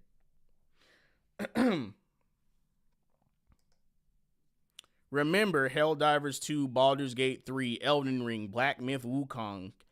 I think that's God of War, not Gears of War, etc. When those games sold gangbuster, they'd make sure everyone knew it, calling out each and every milestone. EA and BioWare are dead silent about that. This game was in development for 6 to 8 years, by all accounts, and its budget was at minimum 9 figures, $100 million. So even if they sold 1 million copies, oh my fucking God. Even if they sold 1 million copies, this shit is not a commercial success. And this is people moving the goalpost yet again, because now, or actually maybe it's not, because people used to use the amount of money something would make as a barometer for how good it is as a film, which or video game or whatever, and that's not necessarily true, especially not nowadays. You can use that to gauge popularity somewhat, not really with movies, but like as far as whether or not something earns its fucking place as a good piece of media, money doesn't matter for that. That's ridiculous to say that. There'd be so much trash shit that's supposedly good by that metric.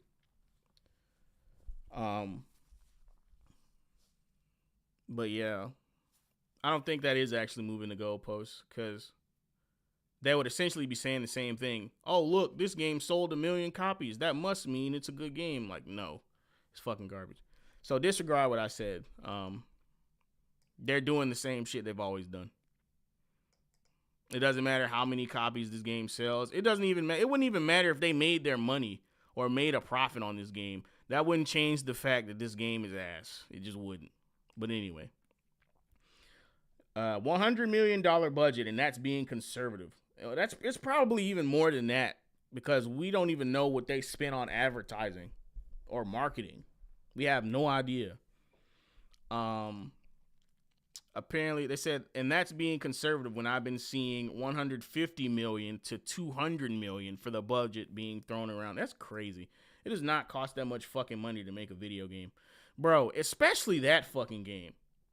Dragon Age Veilguard had a $200 million budget. That game? Have you motherfuckers seen that game? Does that game look like it cost $200 million? That shit's insane. So explain to me how in any way, shape, or form Veilguard with low sales and terrible reviews is a commercial success. It's not. Upper Echelon is kind of an idiot sometimes, and this is one of those times. Tropical J, I hate using the word woke, but this absolutely might be the most woke game of 2024. A lot of the dialogue feels like it came straight out of a California college. That's a fact. I'm not going to slow us down with replies. I'm just going to read the comments. The writer's self-insert character isn't unlikable because she's mentally ill, but rather because she is idiotic, arrogant, and narcissistic. Well, yeah, but I won't say mentally ill, but the character's definitely unlikable because it's a vessel for ideological messaging. That's why the character's unlikable. That's the chief reason why the character's shit. Tosh is just a character that's meant to push propaganda, and that's why the character's trash. Even if I shared the writer's willful ignorance of basic biological reality, I would still think their obnoxious portrayal of this character is a huge failure. Yep. Another comment. Thank God there's people with common sense in this fucking comment section. I agree with your take on Veilguard, but like I said, this is a decent review. Like, it's not a bad review. Everything he says in it, for the most part, is true, except for this shit being a commercial success. And saying that the game isn't bad because it's woke. That's objectively fucking false. Agree with your take on Veilguard, but to diminish the role of DEI cultists for the state of this game is stupid. To not criticize the main reason for Veilguard's failure is to invite more of the same and the death of BioWare, which at this point, most people are calling for the death of BioWare because people are starting to realize that the BioWare of old doesn't exist anymore. All of the people from the old BioWare are gone. They're somewhere else now. This is some new shit. So I think a lot of y'all should want the death of BioWare. Because here's the thing. I don't care how many people try to make you feel guilty for saying stuff like this. If you don't give people what they want, you don't deserve to exist in the fucking market. Especially if you're a company that actively mocks its customer base, says they're the worst people to ever exist, yada, yada, blah, blah, blah, and still expect them to pay for and eat the slop. Fuck you. I hope you fail. I want you to fail. I pray every day that you cease to exist. Because that is some out-of-pocket, arrogant, and fucking... I wish I had another word. I'm just going to say some dickhead shit. It's ridiculous. How are you going to mock me as a customer, give me something I don't want consistently, and still expect me to pay for it? And insult me as I do it. You can go fuck yourself. I hope BioWare dies. I hope that company goes under. I hope it sinks. For the disrespect they gave to their fans of the fans of Dragon Age, I hope that company never makes another video game again. DEI cultists were placed at BioWare in many of the important places of decision-making. ESP, game director, and the vast majority of them are activists, far more than they are good game designers.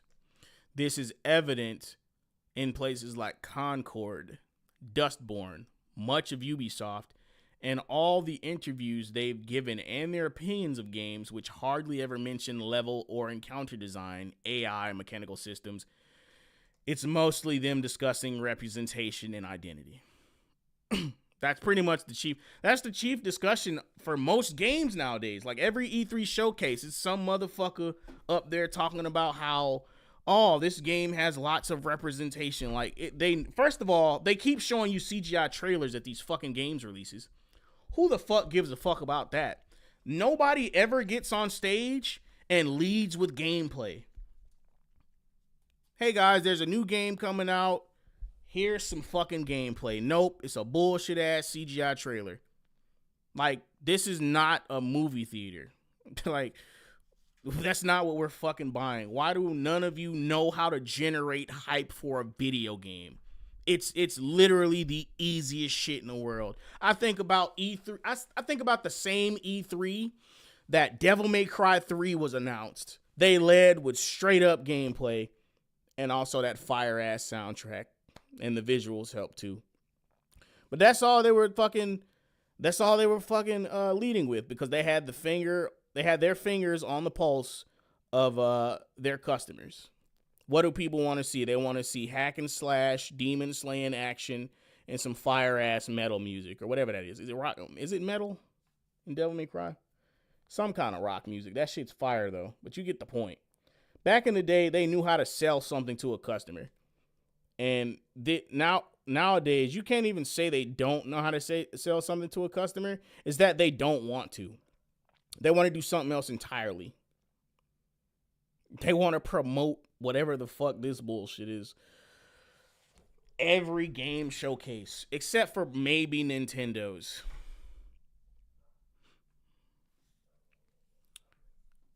I would argue the politics annoying you hurts the gameplay too. I mean, yeah, you have to sit for dozens of hours or tens of hours and listen to the fucking dialogue. Yeah, that shit might get annoying. Hear the same shit during combat. Have to deal with terrible combat controls and bad camera, yada yada. Terrible balancing. Nothing says immersion like top scars in a medieval fantasy video game. I mean, yeah, literally all of the dialogue in this game is anachronistic. Like one dude said, all of it sounds like it came from a California college.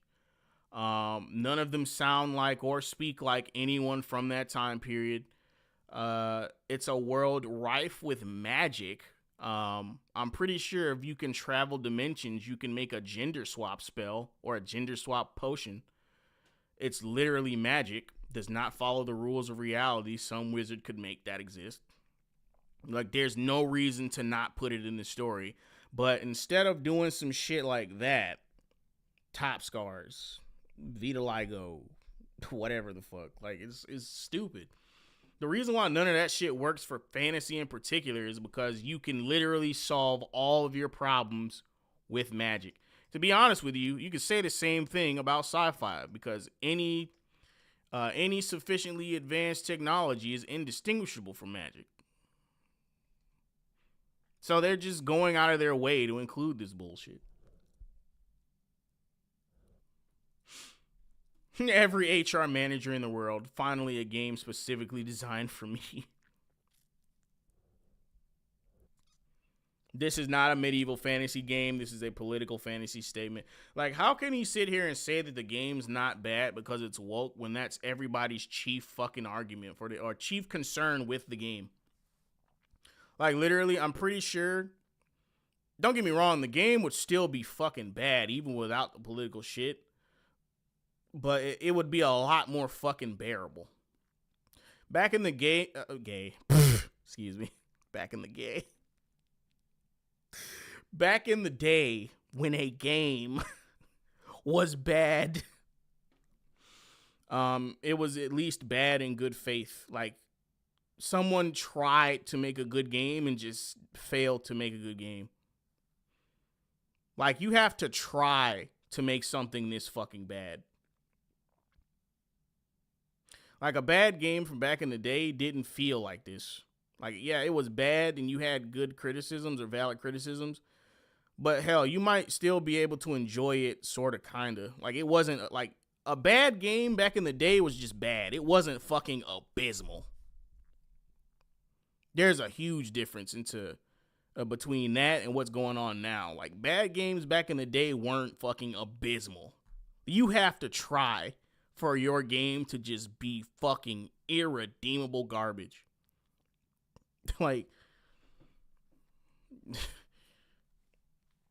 the gaming industry is headed for a crash. Thank God we have such a good backlog, or great backlog, from the last few decades since the last one to see us through. Yeah, there's still a bunch of games I've never played before from the past 2 generations of gaming. And I'm being generous, probably way more. Shit, the arcade era, there's hella shit I haven't played. Retro shit. Like, actually good games that you would play today. I wouldn't say the gaming industry is headed for a crash, unless you're talking about the AAA gaming industry. If anything, the crash is going to come from motherfuckers not buying the garbage games. They're just gonna go buy it from indie developers who actually care about giving you entertainment and not propaganda. Another one. Let me see. What's my time at? Yeah, my dad used to take me to the arcade. Like Capcom, SNK, and Namco were like the arcade giants.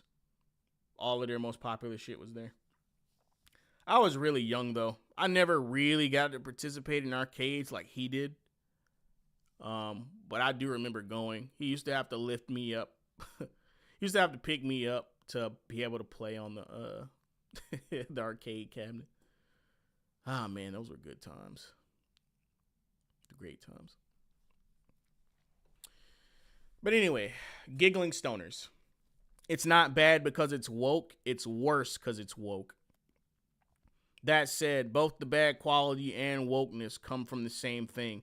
Thank you. It all comes from the same shit. Like I said, accessibility in gaming. Like all of the design shits that he's complaining about have to do with accessibility in gaming, because that's a chief reason why there's so many conflicting mechanics in that game. Like auto-locking to enemies because, oh no, what if they miss an attack? We can't have that happen. We can't have them have poor aim and miss. Let's let the game aim for them. Most players hate that shit because they want a freeform. The first thing I did when I got on First Descendant, because the aim assist was just so aggressive, was turn that shit off. You can't turn that off in fucking Dragon Age Veilguard, by the way. But yeah, the reason for the bad mechanics is specifically because of a facet of woke ideology. Literally everything bad about this game is because of woke ideology. Like, I'm not even exaggerating. And anything that's bad outside of that is simply an outlier.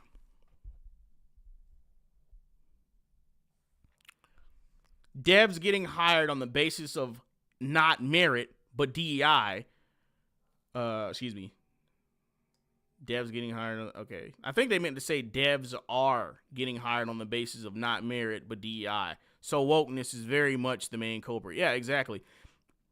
So I take it back then. Even if there was something that was bad about the game outside of ideology, it would still be because of ideology, because the person put in charge of making that part of the game possible was hired on the basis of said fucking ideology, not because of how well they programmed the game or did their job. It was they were hired over some other shit. So never the fuck mind. Wokeness literally is the entire reason why the game would be bad at that point, because you're hiring based on DEI.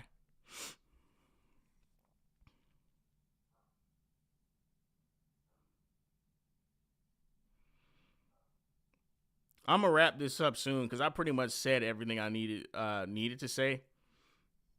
But I just want to highlight how people are starting to put up with these reviewers dancing around the issue less, and that is good to see. It's great to see, because like the first 50 seconds of the video, the game's not bad because it's woke. People in the comment sections were like, actually, yeah, the fuck it is, and this is why. That's exactly why the fuck the game is bad in all areas, and here's why. Like the hiring based on DEI alone, that proves that the game is expressly bad because it's woke, outside of the accessibility and gaming shit that I brought up, which is a huge reason for a lot of the design. And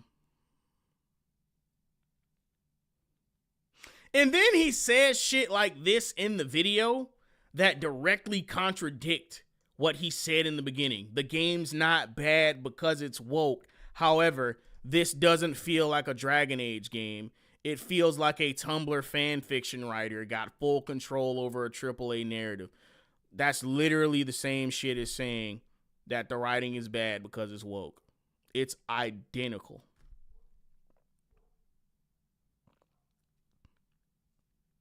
Because what was the main problem with Tumblr and fan fiction?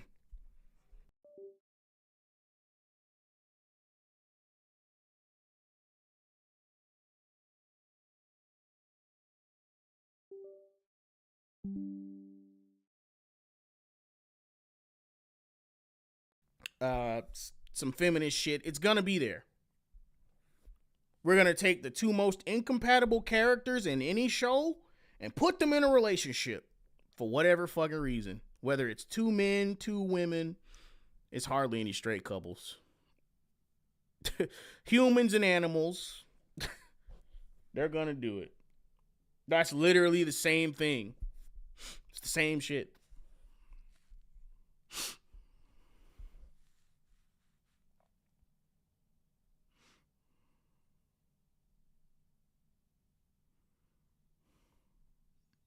Exactly.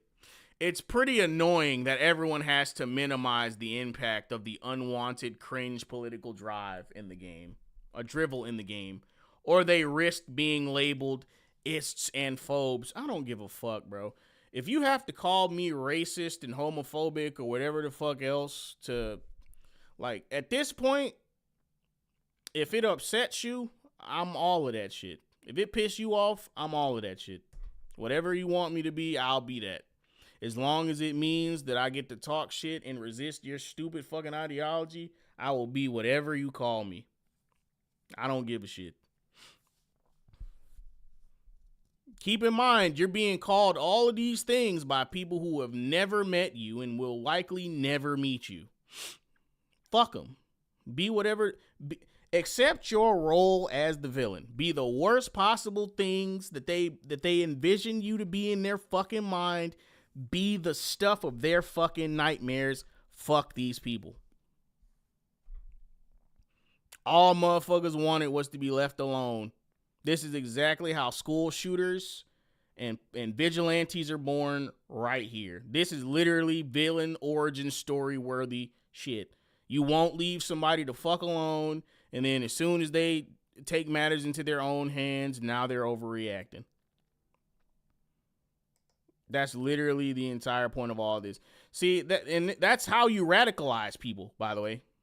That's the radicalism that they're talking about. You won't leave people to fuck alone until they lash out. Now they're the problem, but not you. Nobody ever stops to ask, like, what the fuck would have happened if you simply left them the fuck alone? No one ever contemplates that shit. But anyway, sure, it's not the thing that makes it bad. I disagree for the reasons stated, but it's just one of the many things. But it does make it significantly worse. I don't even agree. See, this is the second time somebody's tried to say that. No, it doesn't make it worse. It's the entire reason. It is specifically bad because it is woke. Like, do not give up that ground. Do not let anyone run interference. Don't say it makes it worse. It is bad because of the wokeness. Period. At this point, I don't even care if that is an overreaction. 1% woke is 100% garbage at this point. Because you've done too much. You've done too fucking much. For me, story and gameplay are equally important in a Dragon Age game. I have this same opinion for any RPG. RPGs are the only game where story and gameplay matter the exact same. There has to be some story element to an RPG. Otherwise, what's the fucking point? Lore and world building is a huge part of RPGs, and all of that shit has to be interesting and make sense. There's no negotiating with that.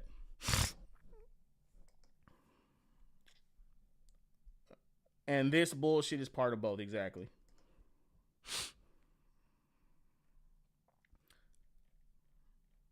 All right, so I'm just going to call it there. Y'all understand what I'm getting at whenever I point this shit out. I'm just really tired of these reviewers, because that was the last part of the Dragon Age Veilguard shit. One, just getting a glimpse into the minds of the people that these fucking execs and business owners of game companies cater to. and these fucking weak ass reviewers trying to run interference for the impact of wokeness say it out loud in games. This shit is annoying. Like, stop telling people to disbelieve what the fuck they see with their eyeballs. Like, what the fuck do you mean it's not bad because it's woke? Yes, the fuck it is. Shit is annoying. But anyway, I have gone on long enough. Thank y'all for tuning in to this episode of the Monkey's Paw. I might have to go into the podcast list and reorder the episodes. This might not even be episode 30. I'm praying it is. Hopefully I didn't fuck up the number. But you'll know by the time I actually get my hands on the playlist and renumber these. From 1 all the way to where we are now. But anyway, I'm going to continue putting out videos about writing craft and reviewing shows and games that I play. I don't know what the next dread quest for a game is going to be. Right now, I'm actually... the only thing I'm really going to be streaming for a little while until I finish the script for the show I'm watching is just going to be Street Fighter. Maybe I'll stream another game. Like, if I feel like streaming on Sundays, I might play some games I've just been playing in my free time outside of Street Fighter. I do play Street Fighter off stream, but I also like playing other stuff too. But so yeah, like I said, the entire point of this channel was to 1, teach people how to write, 2, promote some projects that I'm actually going to start putting into the entertainment sphere here soon, and just kind of experience media together while critiquing the mainstream influences on our entertainment. Because a lot of the shit that's going on has pretty much encouraged me to try to be a part of the solution, or whatever. But anyway, I'm probably going to be watching a very terrible show tomorrow and finishing it, starting the script on it. But yeah, I have gone on long enough, like I said before. Don't forget to like, share, subscribe, all the YouTube things. Click the links in the description to keep your fingers on the pulse of Cosmogoth. This has been your gracious host, Kaine Walker. I am signing off, and I will see you all again next time. Peace.